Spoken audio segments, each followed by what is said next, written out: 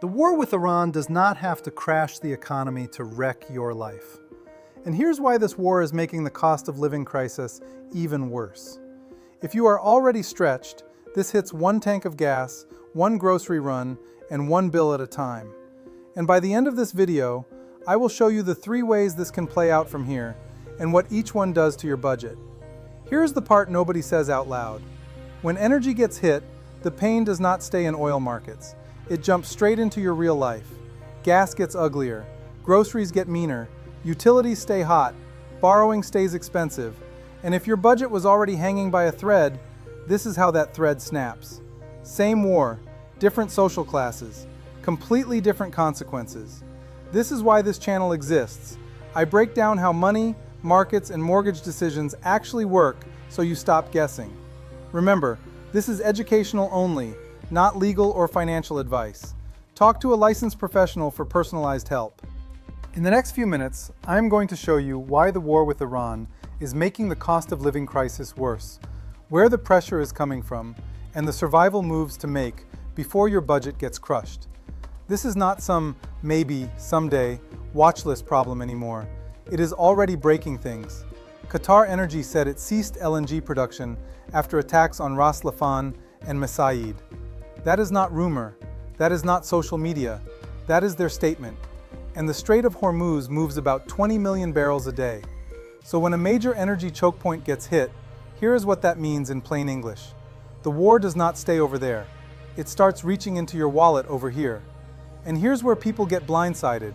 Most families do not think of energy shocks as personal finance until the damage is already showing up in gas, groceries, and bills. You do not need a full economic collapse for poor people to get smoked.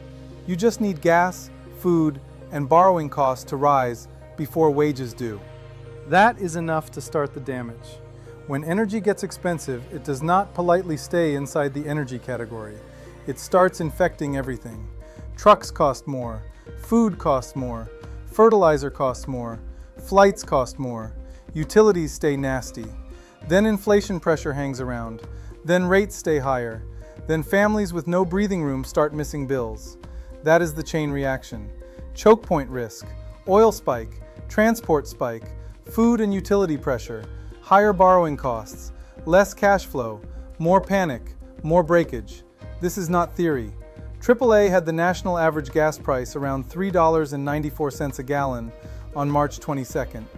AP reported forecasts that could push gas to about $4.36 in May, with the average household spending roughly $740 more on fuel. That is the kind of hit that can wipe out the benefit of a tax refund without anybody calling it a tax. So if you are commuting, paying bills, and already juggling a tight budget, the squeeze is already here. Not coming, here.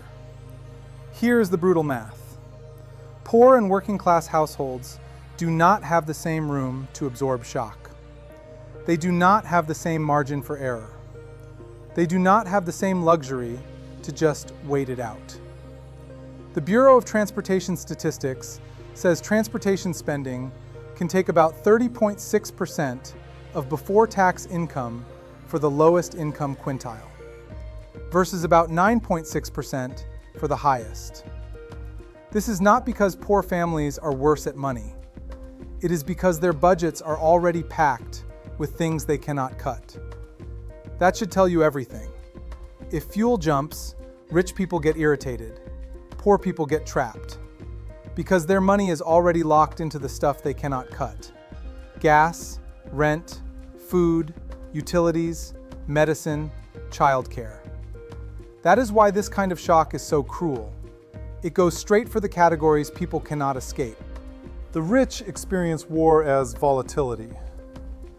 Poor people experience it as groceries, gas, and missed bills. That is not a slogan, that is the mechanism. Oil gets the scary headline. LNG is the quieter killer. Reports say damage could sideline about 17% of Qatar's LNG export capacity for 3 to 5 years. Read that again. Years. Not days, not a bad weekend. years. And this is the kind of pain that gets ignored because it does not look dramatic on day one. It looks manageable. It feels temporary. But month after month, this is how budgets snap. That is how you get a slow bleed. Not one giant dramatic collapse, just utilities that stay ugly, food that never feels normal again, rates that refuse to calm down, and families getting shaved thinner month after month until something finally breaks. Here is the cleanest way to think about what happens next. Lane 1, contained shock. Still painful, but it stops getting worse. Lane 2, prolonged pressure. This becomes the new normal and keeps grinding families down for months. Lane 3, full disruption. That is the nightmare lane where shipping stays broken, layoffs spread, and the squeeze turns vicious. My point is this: the most likely pain is not Hollywood collapse. It is the slow bleed. And the slow bleed is what kills budgets. Now the part that actually helps. If your budget is tight, this is not the moment for guilt. This is the moment for triage. Stop thinking in normal times. Think survival. Do these 4 things. 1. Build a 30-day minimum viable budget. Not your dream budget. Not your nice budget. Your survival budget. Rent, food, utilities, transport, medicine. That is the core. 2. Protect your ability to work. If your job depends on your car, your fuel, or your power staying on, protect that before almost anything else. Do not let subscriptions, impulse spending, or pride beat your commute. 3. Call lenders and utility companies before you miss payments, not after. Ask about hardship options while you still have leverage. 4. Use help early if you qualify. LIHEAP for energy help in the United States. SNAP and WIC for food support if eligible. In Ontario, programs like LEAP and OESP can help with energy bills. That is not weakness. That is what those programs are for. You do not need a perfect plan right now. You need a survivable one. Pause this video and write down your survival lines right now. Rent, food, utilities, transport. If those 4 are not protected, you do not have a budget. You have a countdown. You do not need the economy to collapse for this war to make poor people poorer fast. You just need essentials to rise before paychecks do. And that is already happening. This is not about being weak with money. It is about what happens when a global shock hits people who are already living with no margin for error. Comment the word survive and tell me your biggest fixed bill.